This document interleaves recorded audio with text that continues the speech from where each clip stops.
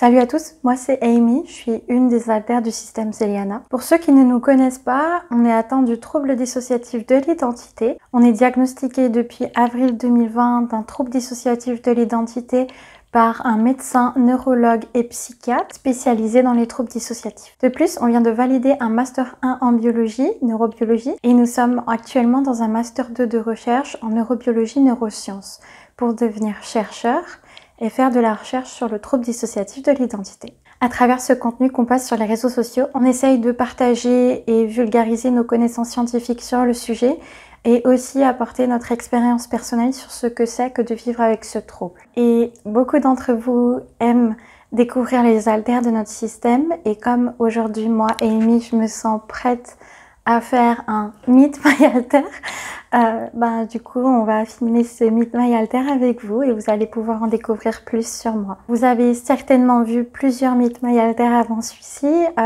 notamment on en a fait un où on a présenté les haltères plus jeunes de notre système et l'autre avec notre ancienne hôte et notre ancienne protectrice principale que certainement on mettra une des deux vidéos en fiche. On a décidé à l'époque de faire comme on voulait nous, c'est-à-dire de présenter chaque haltère de la manière dont il voulait être présenté, donc maquillé si on a envie d'être maquillé, habillé de la manière dont on a envie d'être habillé, etc. Ça nous permet à nous d'exprimer nos différences individuelles au sein du système et à vous d'avoir une meilleure représentation de qui on est. Cependant, dans la vie réelle, on ne se change pas à chaque switch. Donc on sait aussi très bien masquer, je suis une des haltères qui masque le plus d'ailleurs dans la vie réelle. Donc ce n'est pas parce que je me présente ainsi que je ressemble à ça dans la vraie vie forcément en tant qu'haltère ou en tant que système. Notre hôte à l'époque Gilliane, mais donc maintenant elle est Iséliane puisqu'elle a fusionné avec d'autres haltères, nous avait fait des fiches il y a très longtemps déjà, il y a plus d'1 an pour nous représenter et je suis une des haltères qui était sur ces fiches, donc on va utiliser cette fiche qu'elle nous a faite pour pouvoir se présenter.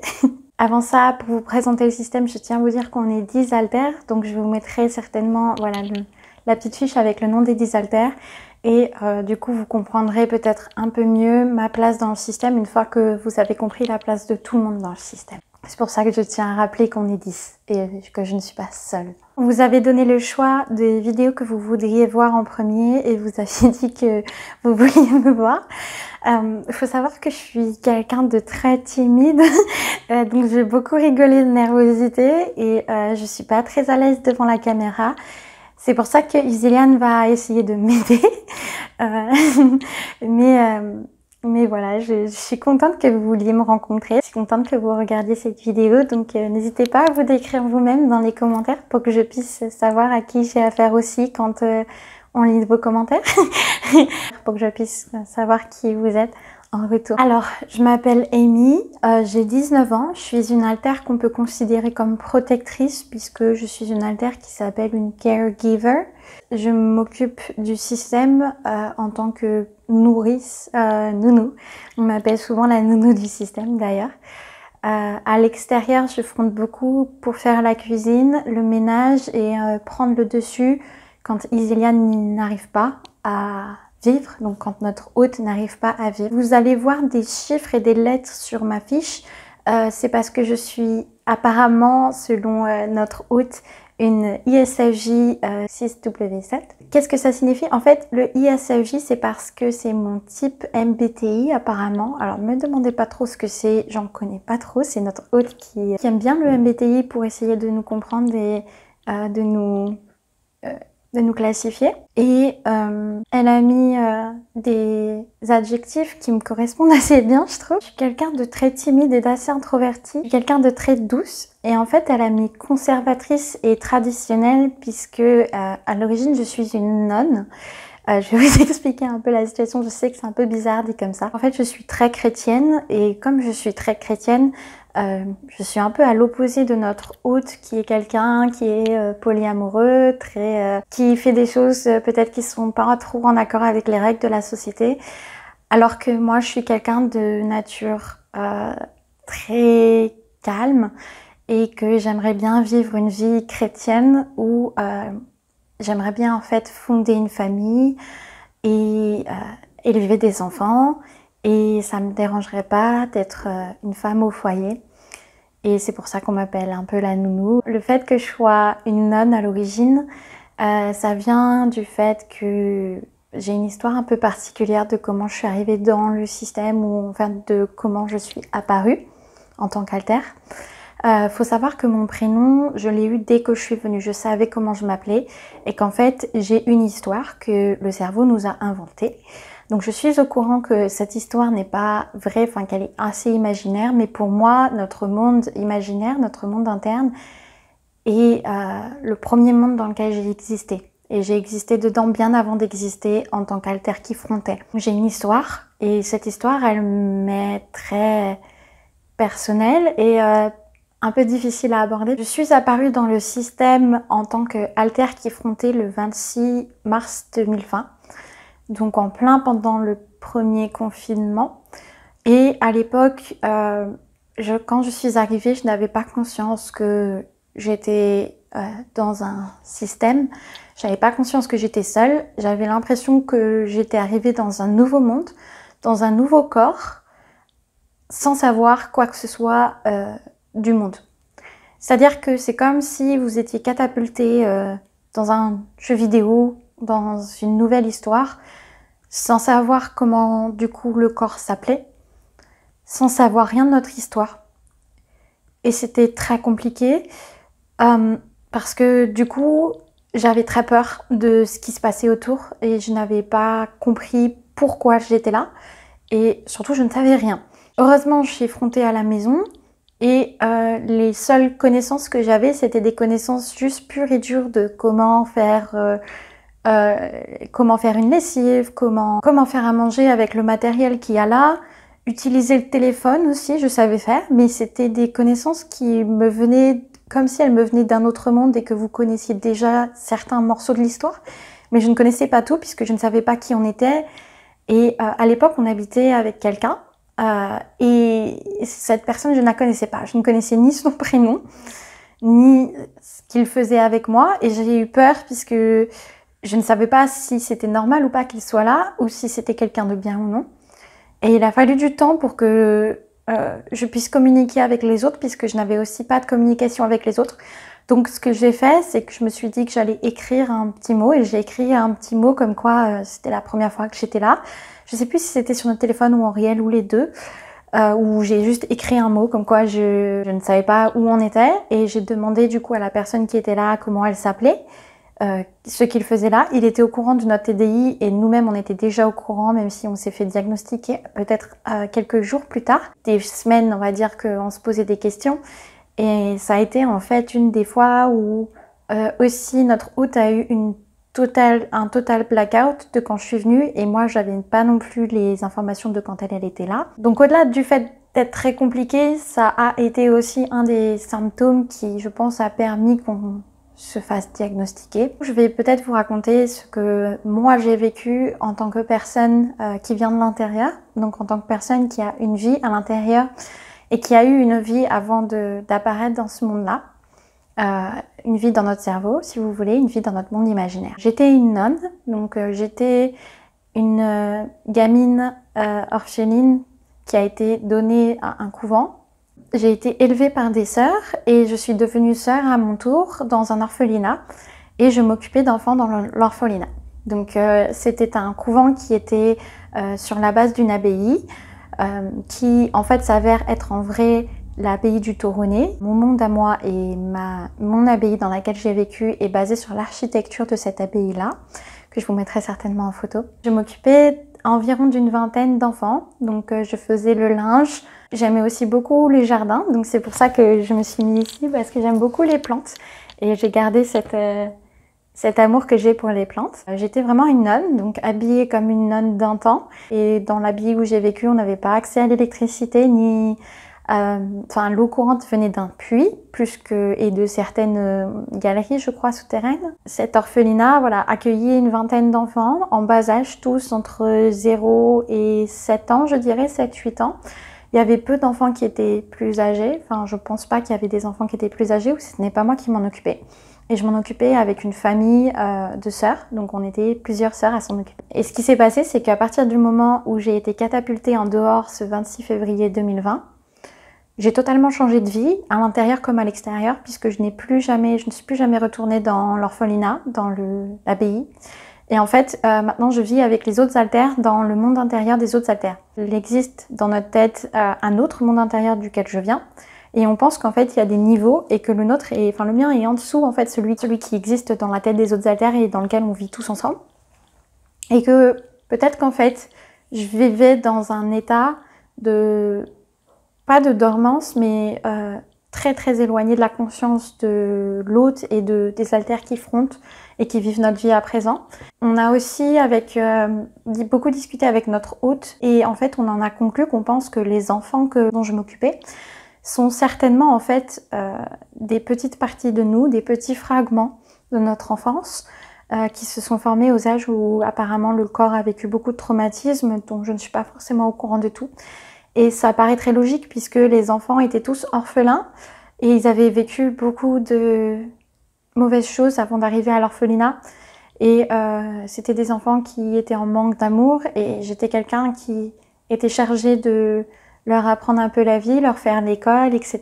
On pense que potentiellement ce sont des parties de nous et pas juste un orphelinat qui a été inventé comme ça. Peut-être que c'est quelque chose qui fait vraiment partie de notre système.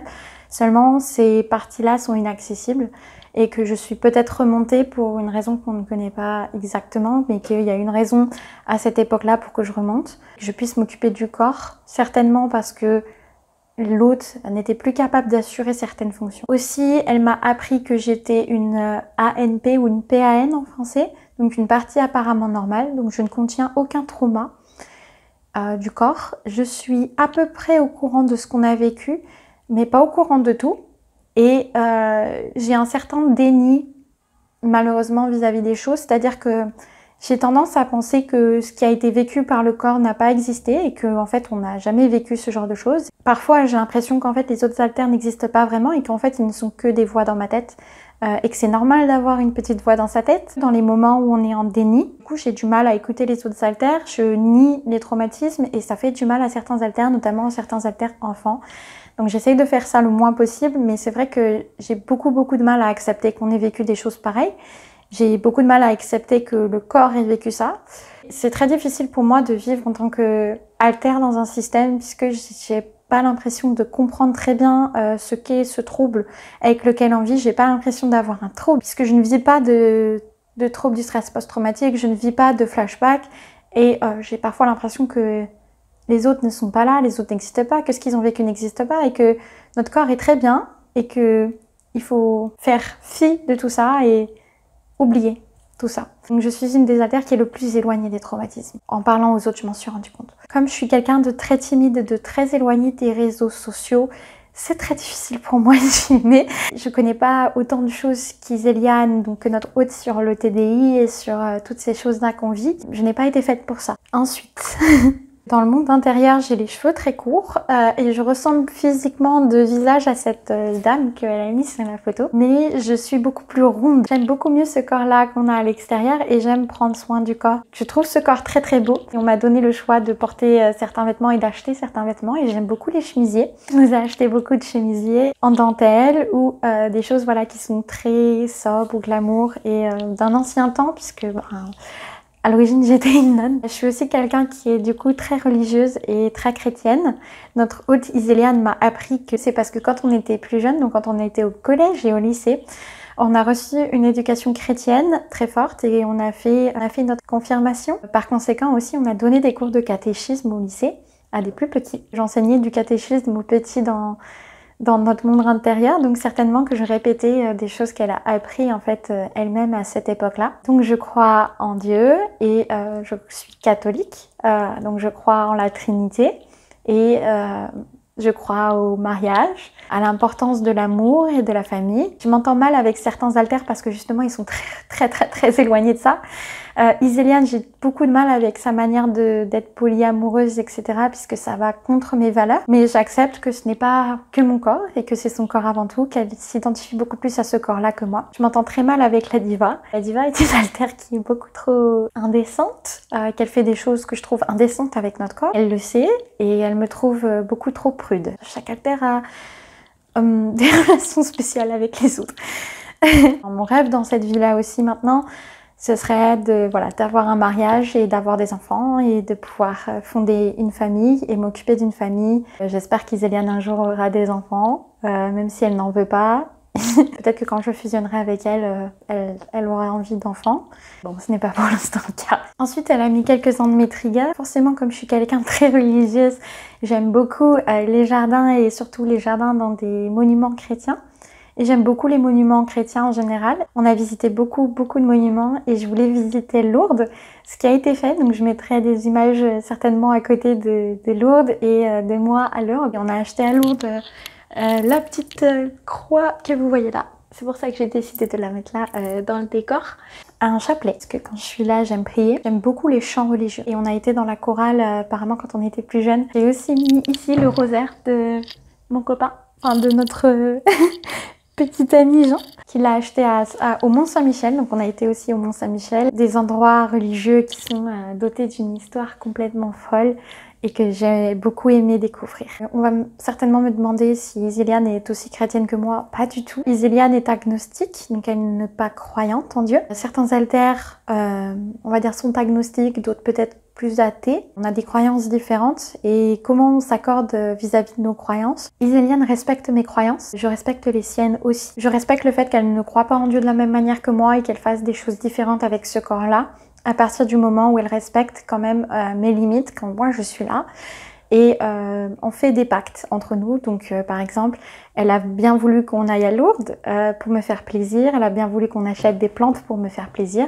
Et en retour, moi j'accepte aussi qu'elle fasse ce qu'elle veut avec ce corps-là, que ce n'est pas que mon corps à moi, et que elle soit avec plusieurs garçons et plusieurs filles en même temps, même si ce n'est pas du tout ce que je ferais si moi j'étais haute. Donc on se respecte. Pour moi, la chrétienté, le christianisme, le catholicisme vient avec beaucoup de respect. Je respecte énormément les autres. J'ai beaucoup d'amour pour tout le monde. J'essaye de faire mon maximum pour faire des compromis et pour aider les autres aussi à faire des compromis entre eux. Et pour moi, si on est chrétien, on doit respecter la vie des autres et je respecte la vie de mes autres alters au même titre que je respecterais la vie de n'importe qui sur ma religion. Ma couleur préférée, c'est le orange. C'est pour ça que notre fiche est orange. Parce que j'adore le soleil et l'été et les fleurs orange. Et je sais pas, l'orange pour moi c'est une couleur qui est très chaleureuse et qui me rappelle en fait voilà, la chaleur que j'aimerais renvoyer au monde. Beaucoup de personnes nous demandent si tous les alters ont le même avis vis-à-vis des cours qu'on fait, si moi je vis les cours de la même façon. Alors il faut savoir que je ne partage pas les cours avec les autres alters, c'est-à-dire que j'ai quelques connaissances mais je ne suis pas du tout intéressée par l'école. Mais je vois le bonheur qu'a Iseliane à être en cours. Donc si par exemple c'est moi qui fronte et qu'on doit aller en cours, j'irai quand même en cours. Et j'essaierai en fait de faire mon possible pour qu'elle puisse venir ou qu'une autre alter qui aime les cours puisse venir pour pouvoir travailler. Et j'essaye de me forcer à travailler, mais je ne travaille pas aussi bien qu'elle et je n'ai pas les mêmes connaissances qu'elle. Donc si par exemple c'est moi qui fronte pendant un contrôle, on va pas avoir une bonne note. Je suis une des alters qui n'est pas du tout scolaire. J'ai beaucoup de mal avec ce qui est scolaire. Les autres s'occupent de ça. Moi j'ai beaucoup plus d'affinité pour ce qui est prendre soin de la maison et notre vie personnelle. Bien moi si j'étais haute, forcément je pense qu'on aurait arrêté les cours et qu'on aurait trouvé quelqu'un de stable et puis qu'on se serait marié avec cette personne, qu'on aurait fait des enfants et que j'aurais été femme au foyer et j'aurais été extrêmement heureuse d'avoir une vie comme ça. Je n'avais pas besoin de plus. Iseliane et certains alters sont extrêmement doués avec les cours. Je les pousse à faire ce qu'ils peuvent pour pouvoir faire une bonne carrière aussi, puisque je sais que c'est très important pour eux. J'ai abordé la question des cours, j'ai abordé la question peut-être des hobbies, puisque je m'intéresse aux plantes, je m'intéresse aux enfants, et j'aide beaucoup aussi à la planification de certaines tâches quand Iseliane a du mal. Pour parler des relations amoureuses, je me considère comme étant totalement exempte de relations amoureuses, c'est-à-dire que je ne sors avec personne. En fait, je reste en retrait. J'ai toujours en fait été en retrait, sauf avec la personne avec qui on a vécu à un moment donné, duquel j'étais tombée très amoureuse et parce que Iseliane voulait se marier avec elle, avec cette personne-là. J'ai beaucoup souffert de la séparation. Maintenant, je me sens très réservée par rapport à ça et je réserve mes sentiments et je réserve ma manière de penser. Donc je les prends comme des amitiés, mais pas plus. Je ne veux pas m'engager plus. Je m'investis en tant qu'amie, en tant que réelle amitié et ça me suffit. Je pense vous avoir parlé de tout. J'espère que ça vous aura plu d'en savoir plus sur moi. et que vous aurez aimé ce type de vidéo où je me livre. Et je suis beaucoup plus à l'aise aussi que ce que j'avais prévu grâce à Isoliane. Merci vraiment beaucoup à toi. Je tiens aussi à vous remercier d'avoir regardé la vidéo jusque-là et je suis très contente du coup que vous ayez eu envie de me rencontrer. Toutes les personnes qui ont voté pour que je fasse des vidéos de présentation, mais aussi à toutes les autres personnes qui ont cliqué sur cette vidéo et qui m'ont offert de leur temps. Vous êtes le bienvenu dans notre communauté. Si vous avez la moindre question par rapport à mes croyances, n'hésitez pas à les poser en commentaire. Je tiens à vraiment vous remercier pour tout votre amour que vous nous envoyez à travers tous vos messages et je prierai pour vous certainement pour que vous ayez une vie aussi belle et remplie d'amour que possible. Je vous fais des grosses bises et je vous dis à bientôt. Je tiens à vous faire le clin d'œil comme fait Isoliane. À bientôt. J'arrive pas à faire son clin d'œil de la même manière.